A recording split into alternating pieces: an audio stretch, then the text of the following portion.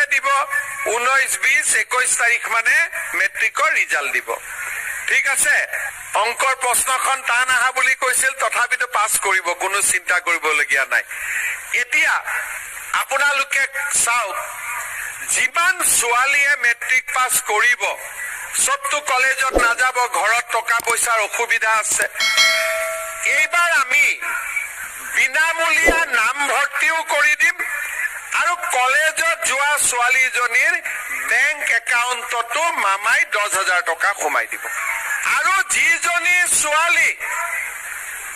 ডিগ্ৰীত নাম লগাব তাইক 12,500 টকা সোমাই দিব আৰু যোনে বিশ্ববিদ্যালয়ত পঢ়িব সেই ছোৱালীজনীক 25,000 টকা আমি বেংক একাউণ্টত দিম তাৰমানে কি হ'ব ছোৱালীৰ পঢ়াৰ দায়িত্ব মামাই ল'ব ল'ৰাৰ